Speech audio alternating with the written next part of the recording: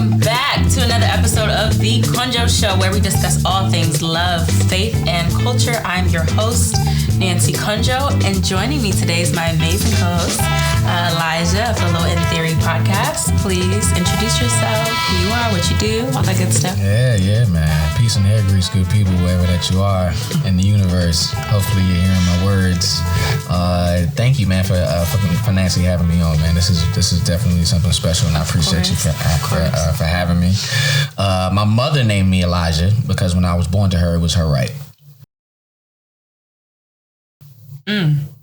Yeah, but no, more than that, Stay Fresh JF, man, is like it's a handle, it's a handle of mine. You know what I mean? So, yeah, man, I produce and host my own podcast right now. It's called the Love and Theory. You can check that out.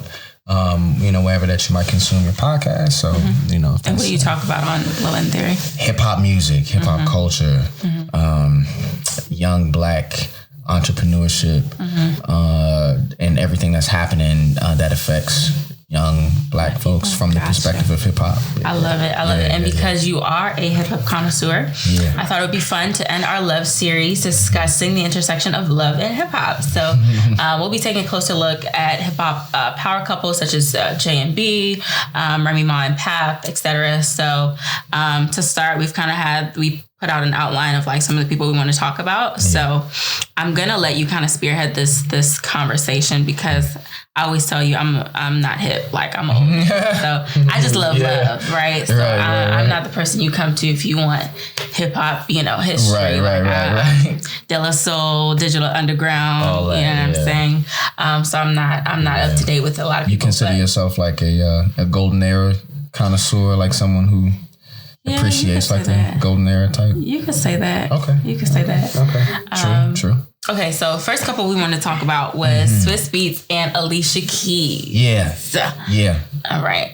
So I'll just do like a brief background of each couple, and then I'll let you kind of take from there.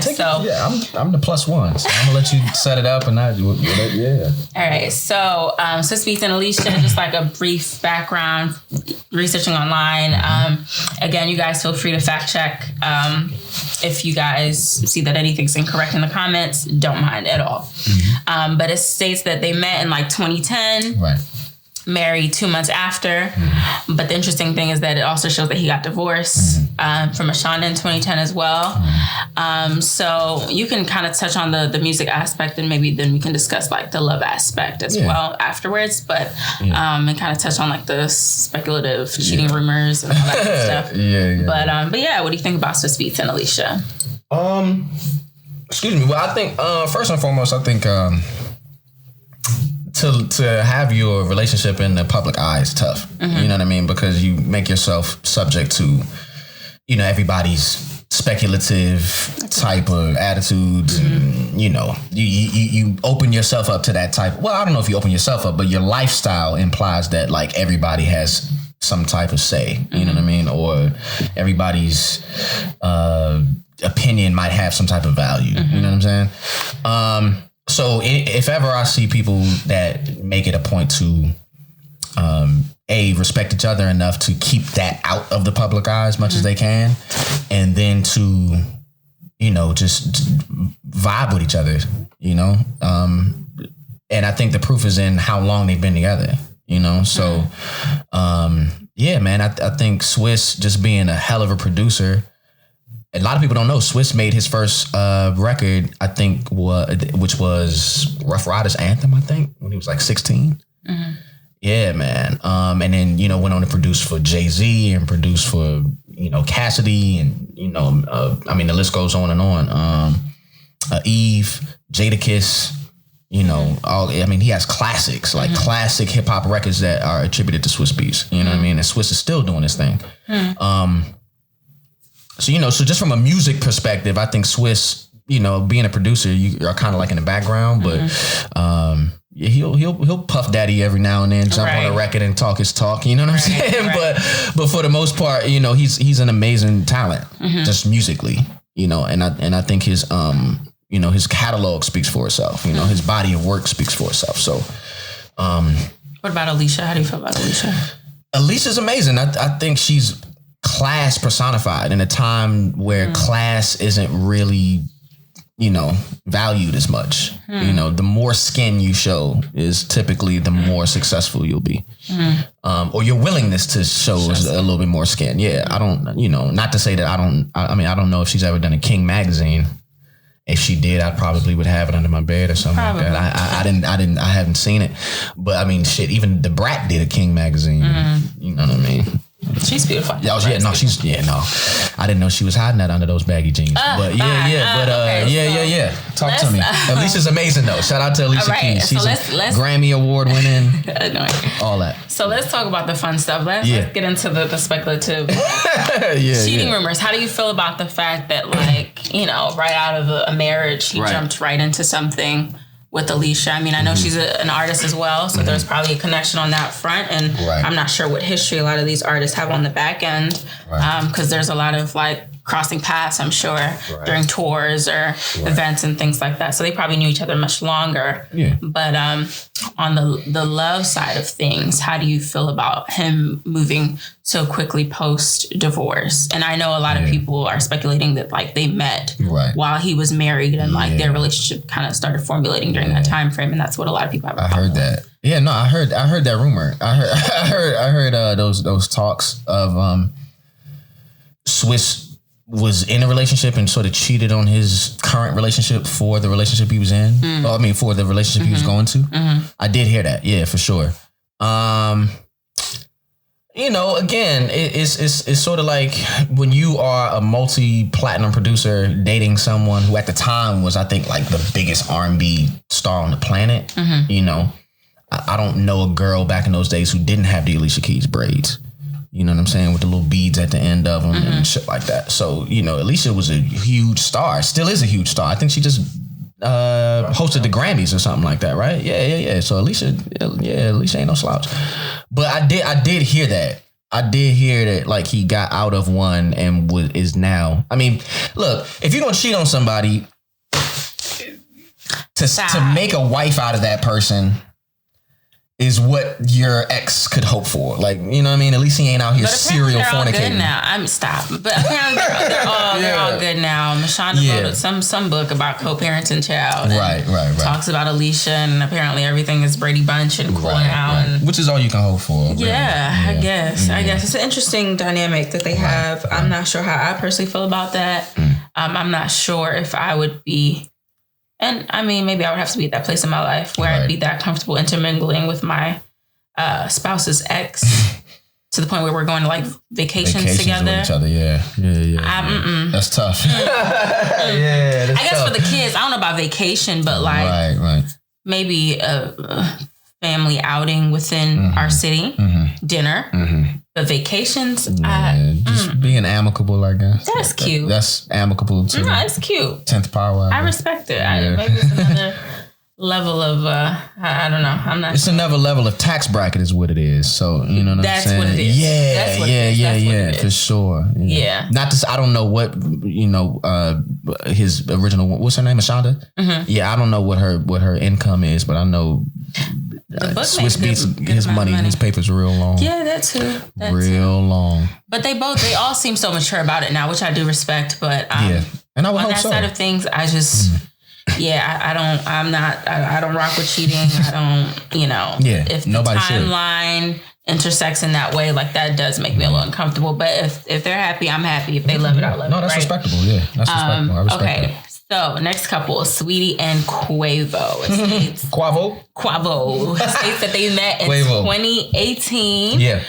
He apparently slid through the DM and don't we all? Sent out the ice emoji, and she responded with a stir fry emoji because they're hit at that time. Right with stir fry. But they seem to be a fun, happy couple. Right. I know more about Saweetie than Quavo. Right? For real. Yeah. But she's super. I love her energy online. Her shenanigans online are just hilarious to me. But she seems to be a very sweet spirit. But what do you think about them as a couple and Quavo's music and Saweetie's career as well? I'm not one to put a expiration date on relationships.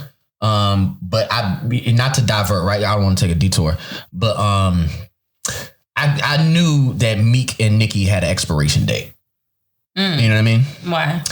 Well, because the record was so corny that they came out with, you know what I mean? You know, I was the realest, he was the illest. That whole little joint that they had on the radio was so corny that I knew, just based on how whack that record was, it wasn't going to end good. Oh, I didn't even know you said that. Yeah. So, I mean, you can kind of tell when things have an expiration date. I don't know any of these people personally. I don't know, you know, how they might go about their, you know, their personal lives, you know. So to speculate is, you know, kind of something that I shouldn't do. But with them, they're young. You know, I think Sweetie and Quavo? Sweetie and Quavo, what are they, yeah. like 29, 28? Yeah, they're like our age. Yeah, they're not even 30 yet. So I think Quavo was born in like 90 or 90 or something. So if he is, he might be 30 on the dot. So he's young, he's making a lot of money, you know, and she's in the exact same lifestyle. You know, she's young, she's making a lot of money in hip hop. You know what I mean? So I don't want to speculate, but you know, I hope it doesn't have an expiration date, but you know, You think so? I feel like if I do grab that carton, I'm gonna have to drink a lot of milk real fast. Yeah. But have you heard any like rumors about them being on the rise? Like since they've been together, I haven't heard anything like compared to like Offset and Cardi. Like I haven't heard any drama with them, which is refreshing. I feel hopeful. Yeah, that's what I mean. I don't like they might. I don't know. Okay. Yeah, I don't know. I don't know. And you know, I don't want to speculate because you know you might have to end up eating your words. But yeah, you know, they've done a great job of keeping their personal life personal. Yeah. So I'm hopeful, but you know, I wouldn't be surprised. Okay. Yeah, well, let's segue into Offset and Cardi. Yeah. Let's talk about that. I find it very intriguing because we were talking about the fact that they are apparently, even though she issued a divorce like a month ago. That was on the timeline. What's today's date, love? Today is. What's today's date? What is today? The 11th. October. The 11th of October, right? Like I say on the low end theory, right? I'm tapped into social media just like I'm sure anybody under the age of 34 or 35 is tapped into theirs, right? And a month ago, people were killing Offset. Justifiably. If he was cheating on his wife, bro, your wife is the hottest female rapper in the world. Right.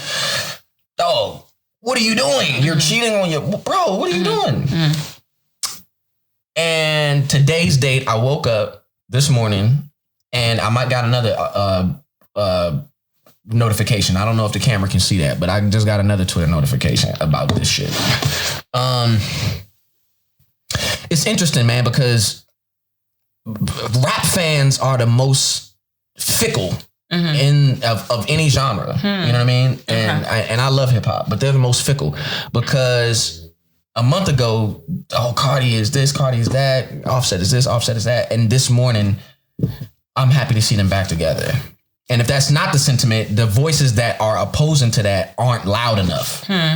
You know what I mean? So, yeah, I mean, I just think their entire relationship, between it being constantly publicized and between it being constantly rapped about and every record is like, all right. Yeah, but I think when she did it, the divorce wasn't because he cheated at that, like more recently. It's probably a bunch of other factors. I kept reading that said, that kept saying she wanted to leave before he cheated again. But it's just like, if you're going to do that, why go back? Why? Yeah. You know, it's a valid question. You know, like what transpired in the span of 4 weeks that made you feel like things would be any different, which is what I'm curious about. I was at that when she did issue the divorce. Not that I was happy that she was getting divorced, but it kind of felt like, okay, it feels like she's starting to, you know, just take ownership of her life and like, you know, wanting different for herself. So I was happy about that. Of course. Yeah. You know, it's sad that they do have a family now. They do have, you know, a child together, and like the person that's going to hurt the most is their child. It's the baby. But at the same time, I was like, okay, Cardi, you know, okay, owning your shit. Like, all right, cool. You don't have to deal with this. You want better. I love it. As you should. So this is it's just a very conflicting message that I can't really rock with. Yeah. But for sure. I mean, if they're happy, I'm happy, child. But musically, how do you feel about Offset and Cardi? Oh man, you know, I'm I love the Migos, and I think the Migos have taken like a nice little hiatus because for a long time, I want to say from like 2015 to 2018, they had their foot on everybody's neck. So you know, I think Offset is slept on in the Migos. I do appreciate his solo bodies of work as they stand by themselves. Like if you were to take Offset, Takeoff, and Quavo's individual bodies of work and compare them, I think Offset has the strongest bodies of work as a solo artist. An entertainer. Yeah, like not just a rapper, but no, he's good. Seen some stuff, and I'm like, okay. I mean, Offset is an amazing talent. Yeah, he's a talented, multifaceted, artist.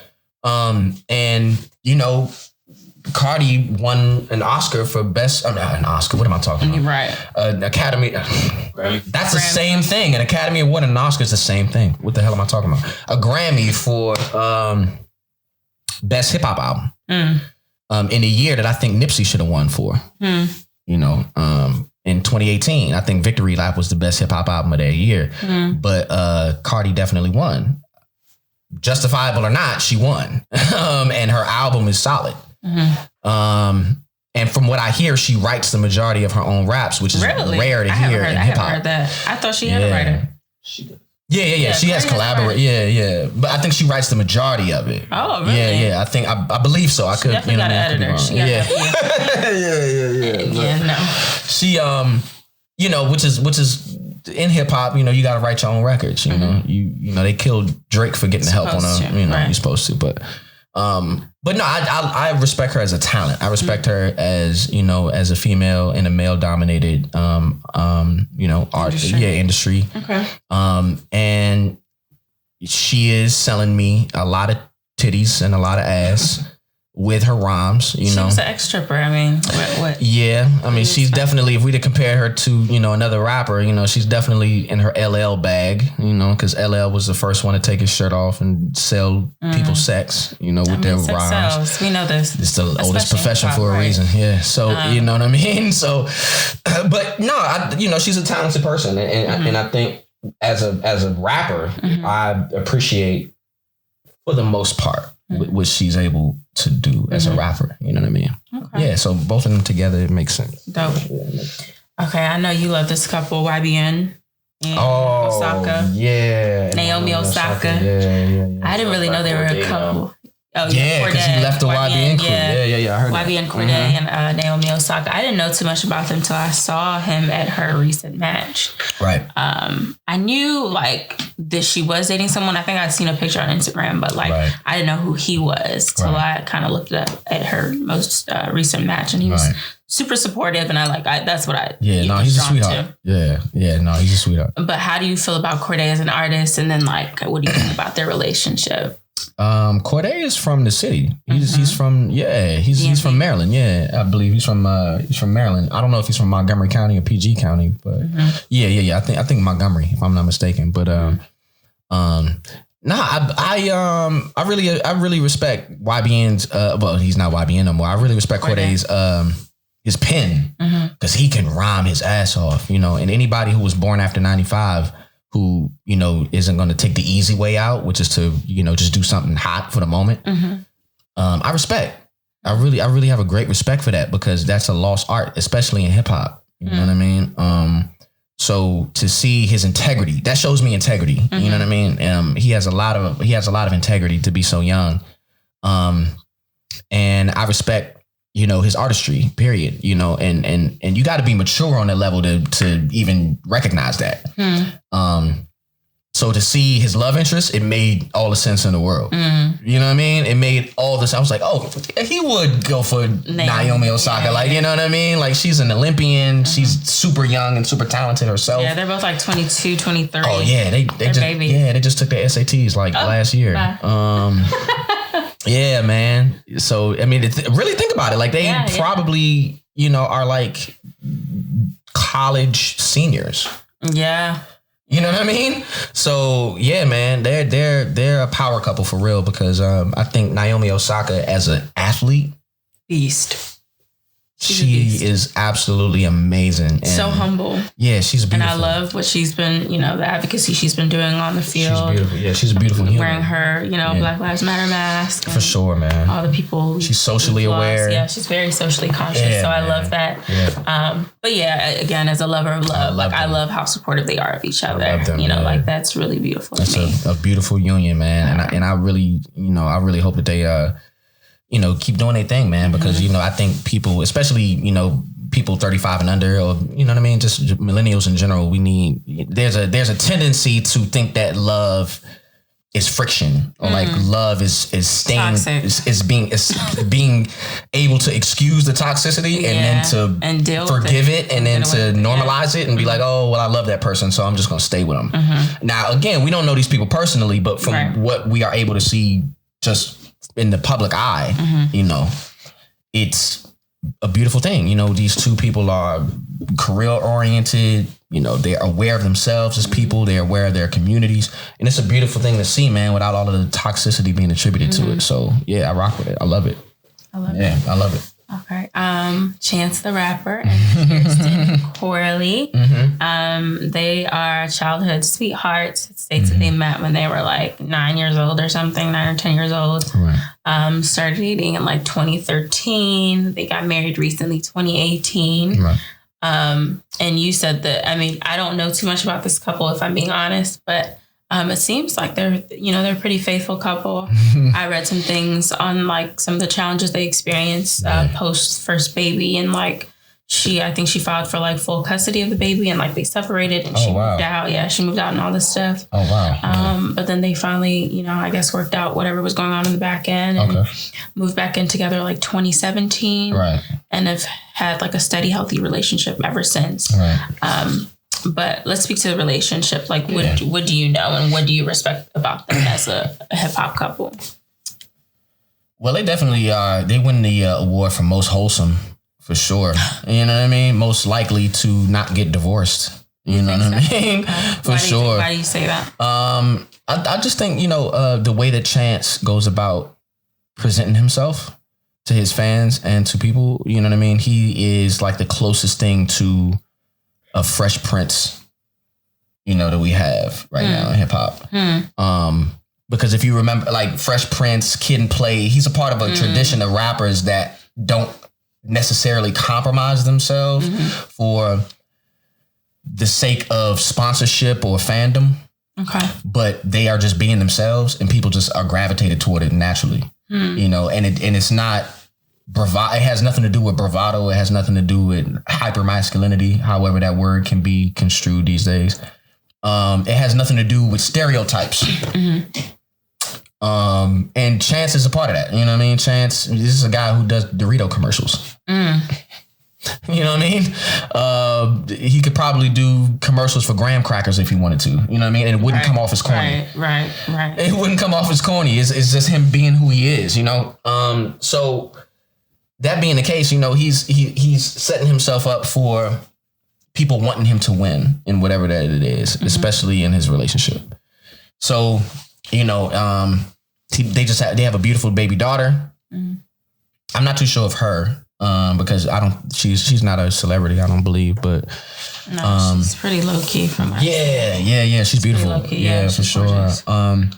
So yeah, man, I think they are setting themselves up again. You don't hear a lot of gossip or a lot of tabloid shit about them. Their relationship isn't subject to a lot of timeline gossip. So yeah, I think you're setting yourself up for longevity, especially when, your career is in the public eye, And how do you feel about Chance the Rapper as an artist? Yeah, again, he's like, Kid and Play. He's like the Fresh Prince and Jazzy Jeff. He's like Kwame and De La Soul and A Tribe Called Quest. He's like in that, the entire native tongues, like, you know what I mean? He's in that vein where he's just all about peace and positivity, and it just doesn't come off as corny. It doesn't come off as he's trying to be like that. He just is.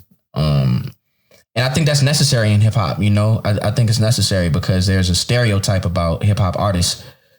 There's that where hyper masculine and we degrade women and of course that's a narrative, of course, but that's not the narrative. Right. Yeah, but it's not the all encompassing end all be all to the artistry. You know what I mean? That's to say like, all, country music is like Garth Brooks or, you know what I mean? I don't know, Toby Keith or something. And I'm sure that he comes and breaks that monotonous cycle. Yeah, you know what I mean? He's necessary. He's necessary, yeah. Very necessary. He's necessary for sure. Yeah. Okay. And then finally, my favorite, the one that I really want to kind of delve into the most is Beyonce and Jay-Z. The most public couple and yet seemingly the most private relationship. But it states that they met late 99, when she was close to like the age of 18. He was close to 30. Like 40. 30 something, 30. Jay was like 49. Yeah, he's much older. Because he's about 60 now. Much older than No, I'm playing with Big Homie. Nah, he's like in his early 40s. Playing with Big Homie. Jay is the man, yeah. But then, we noticed when they started collaborating with like Crazy in Love. Right. Apparently got married on a low in like 2008. Right. And then started expanding their family in 2010. And then we saw hints of like the cheating rumors in 2018 with like the elevator incident. And then it was later confirmed in Lemonade in like 2016. Allegedly. 2016. Allegedly. Beyonce clearly still laid an open out case. that Jay-Z was doing things he was not supposed to do. It's an open case. Okay. But somehow, some way, they are still, together. They've managed to work through whatever was what seemed to be the biggest hump in their relationship. Right. And, what do you want to speak to that in terms of, their relationship and then we can go into their artistry? Yeah. I think they had the closest thing to like royalty that I think that we can have, right? Not to pedestalize them or try to make it seem like it's, more significant than what it is, but it's like, I think the equivalent would be like if Will Smith were to, I don't know, marry, Halle Berry or something like that. Like, what I mean? You don't think Jada is an equal? With all respect to the Smith family, no. Really? No. I think Jada and Will are they're like the acting version of. You think so? Yeah, of Jay and Bay. Well, I think Jada is definitely. I would never ever disrespect Jada Pinkett. I think Jada Pinkett is one of those actresses that is slept on. I think Jada Pinkett is more in the vein of a Lorenz Tate than she is. Yeah, because Lorenz Tate is an amazing actor. You know what I mean?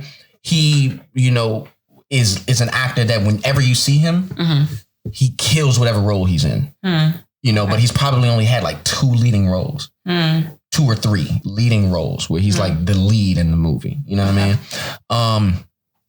So I think Jada is along those lines. Like Jada, she's never been in super high demand in Hollywood the way that like Will. I think to this day is still the highest paid actor in Hollywood. Well, no, The Rock is the highest paid actor in Hollywood right now. But Will for about 10 summers was the highest paid man in Hollywood. You know what I mean? So I don't know of an African American woman that has the same draw, which might speak to an inequality, but or demand itself. You know what I mean? But no, I don't. When you were to in that vein, I hear what you're saying. You know what I mean? Yeah. But I think they are both equally reverence, just to us for sure. To us in the Black community, no question. Yeah. Either or would be considered, no question. Royalty for sure. Yeah. But I only say that to say that J and B, not to go off the rails. I don't mean to go off the rails, love. But I think J and B are like powerhouses. Like for a long time, J is like the pinnacle of what a rapper wanted to be. You know what I mean? Like everything. His street report card was perfect. That's true. His business profile is immaculate. You know what I mean? It's like, if anybody wanted to be a hustler turned rapper, you want to be Jay. You can't help but admire Jay-Z, right? And the same thing would be like B, started off in the girl group. Went from 7 girls to like 3 or 2 because it was really her and Kelly. Destiny Child. They was like Wu-Tang for a little while. And then B, just leveled up every time. So them coming together is like a beautiful. It was like, oh, word, like Mogul. For real, they together. Oh wow. But it was a beautiful thing to see, you know, and it's the fact that they're real people. I think more so than anything else. You know, I think a quote that I heard from Jay say is like, I was 27 when my first album came out, 28. So I knew who I was. When you really think about the effects that fame has on you, it's probably in your best interest to wait a little longer, you know, so that you really, really know who you are and you're secure in it, right. You know?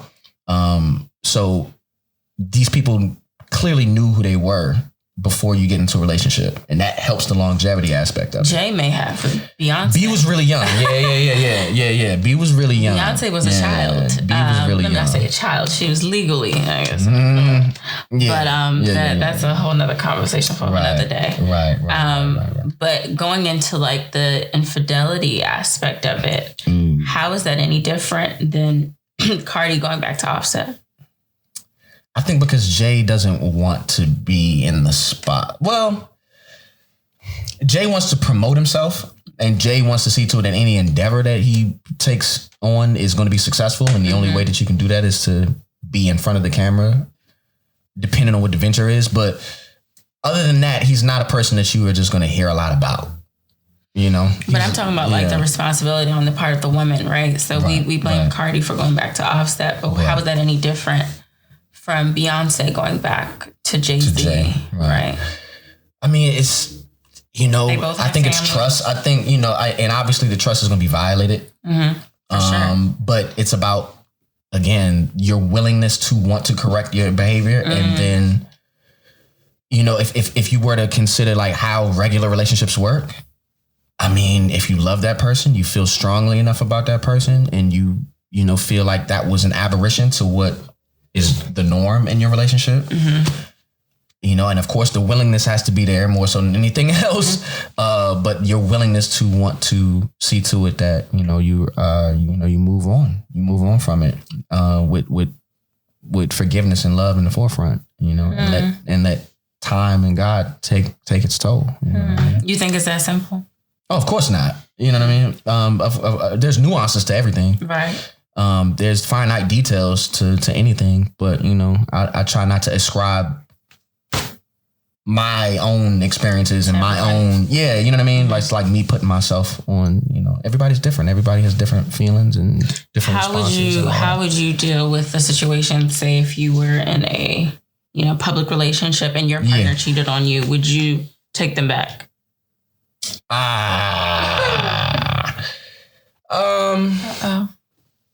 You hear the ice cracking? I don't know, man. I think, you know, it would have to be reasons, right? Ain't that song by the, who's that, by the Whispers?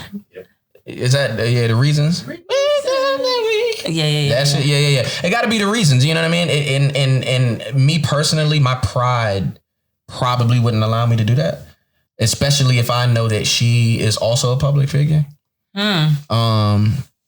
So it's almost as if, you know, like Jay's, I think this is a line in 444 where he was like, I didn't just embarrass myself, I embarrassed our family. You know, and I think as a man, you know, you are accustomed to and almost prepared for that type of accountability. And not to say that women aren't, but you know, there's an acceptance to accountability that I feel like men, we grow accustomed to, because it's whether we want to or not, we have to. You know what I mean? For the most part. And in that men are expected to cheat? No. I just mean for the accountability part. Okay. Just the accountability of doing wrong. So if you're constantly in this space of like, I have to accept the wrongdoing and I have to accept that my choices are always going to have an effect on me from really early. And I don't know if women have that same experience. I'm sure that they do. It looks differently. I'm sure it looks differently. Interesting. Yeah. No. You know, and I'm not a woman, so my experience is tailor-made to me. Yeah. And so, you know, but from our perspective, you know, men are taught very early at a very early age. You know, you have to take accountability for your shit. You know, and sometimes it means taking it on the chin. And then you make that worse by being a public figure. So it's tough. So I say that to say, you know, Jay cheating in that equation and then him being like, yo, I'm wrong, I'm foul, oh my God, you know, I'm wrong. But if you're dating Beyonce and she were to take the accountability, right? I don't know if there's ever been a situation that I can recall where a woman was like, yo, I cheated. My bad. I'm sorry. If she did. I did wrong. It was sort of like, oh, I cheated, but he did this though, girl. So I had every right to, wait a minute. Wait. That's that accountability word being fleeing again. So, I mean, and you might take accountability. Don't get me wrong. You might very well take accountability. It just looks differently. And because it looks differently, the effects of it on how it's received from people looking at it is going to be different, which is why me personally, I would have a very, very, very hard time accepting my woman cheating on me. Even if the accountability was present and she was like, my bad. Right. Because, I mean, that's between you and me or you and I personally, but you're a public figure.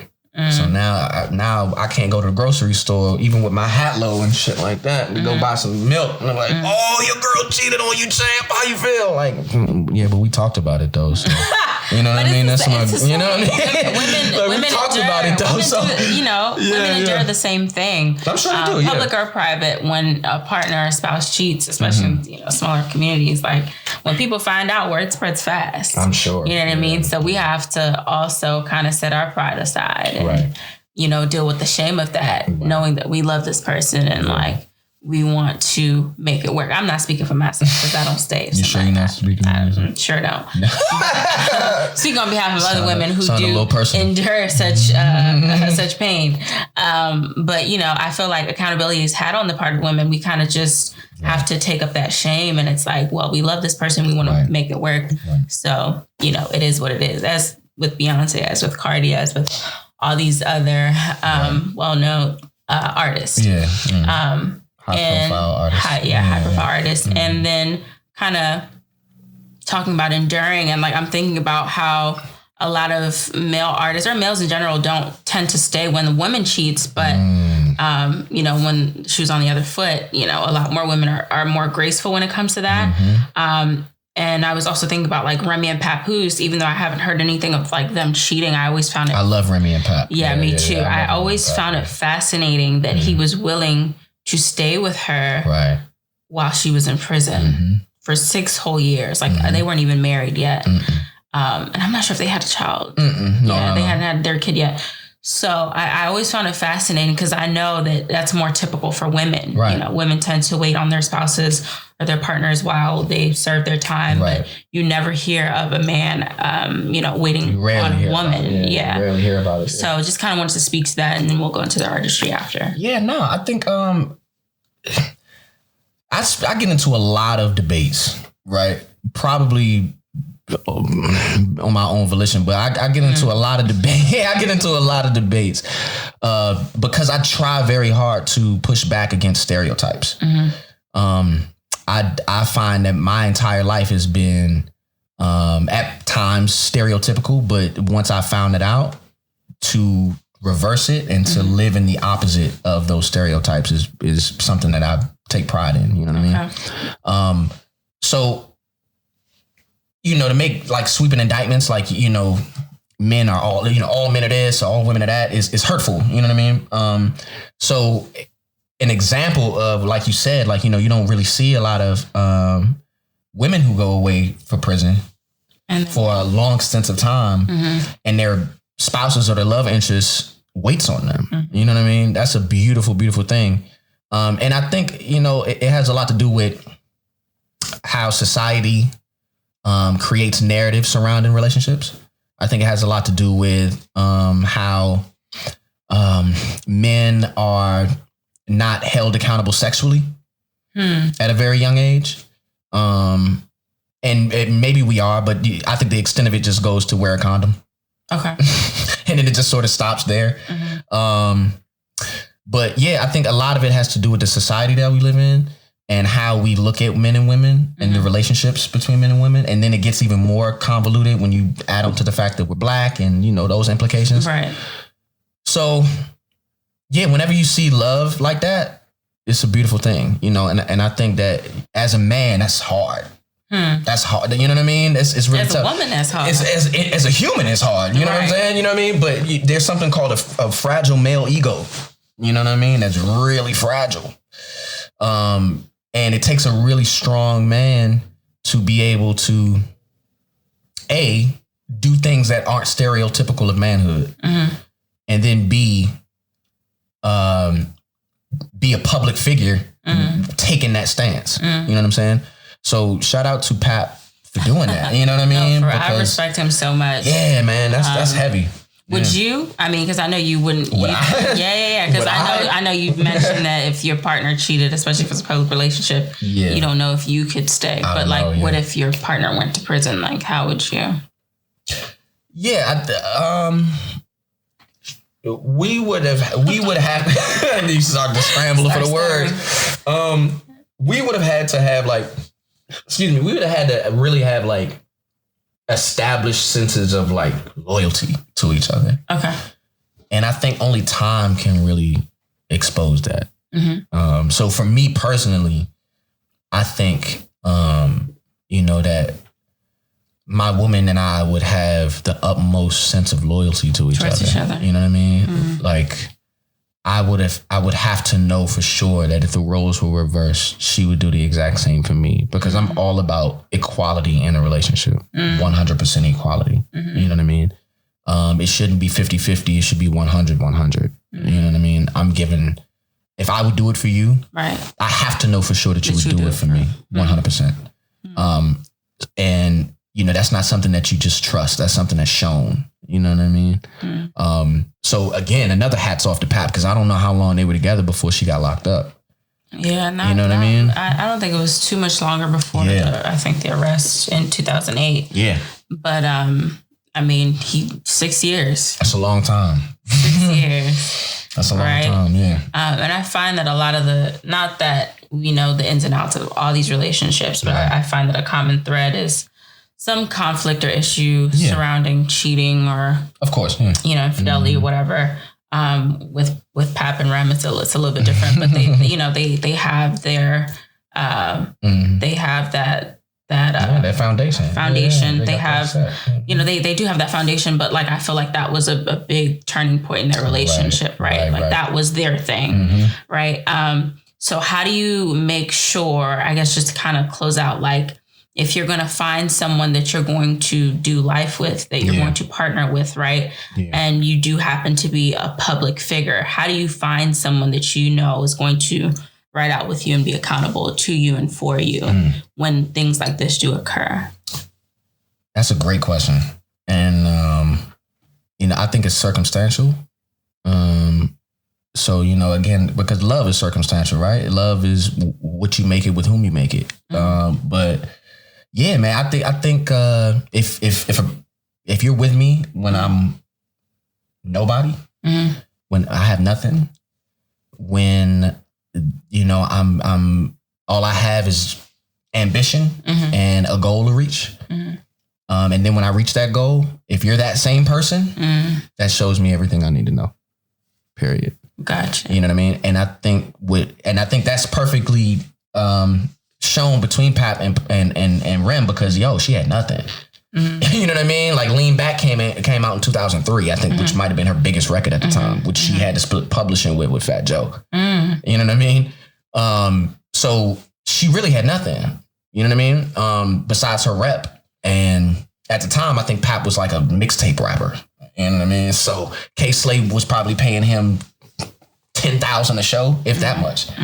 So not the pocket watch or no shit like that. I just know what I'm talking about. So they essentially were there from ground zero. So that really is like a hip hop fairy tale. Like Pap and Rem is like a hip hop like a fairy tale. Facts. Because she was at the top of the world. She beat a girl's ass, got locked up. She shot her. Yeah, she shot her. Oh my God. I thought she just put hands on her. Yeah. She shot somebody. She got locked up. Yeah. Came home. Pap held her down. And Pap has never been the one to be, Damon Dash. He's not the one to be, well, not even Damon Dash is Damon Dash, but, he's not the one to And I love Damon Dash. He's my spirit animal, by the way. I never want to speak ill of Damon Dash. But he's not the one for the spotlight. Mm-hmm. And that works too. I think that has to work. I think somebody has to be okay with being Scotty. Jordan wouldn't have 6 rings if it wasn't for Scotty. Okay, now you're speaking Chinese, chef. I'm just saying, somebody has to be okay with being Scottie Pippen because we can't all be Michael Jordan. Right. You know what I'm saying? That's the point. So, yeah, it's it's a give and take. Love somebody has to ride with me when I'm up, ride with me when I'm down.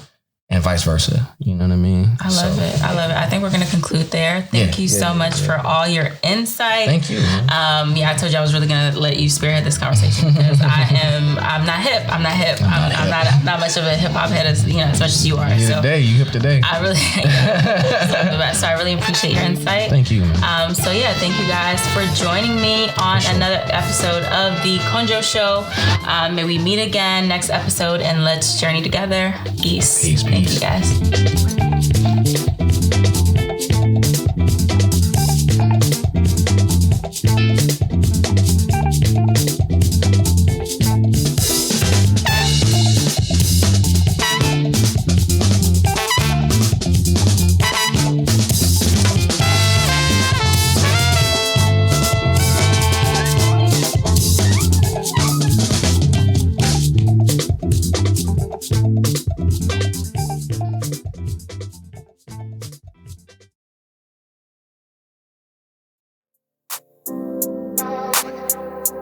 Hey, Humbly family, thank you so much for tuning in.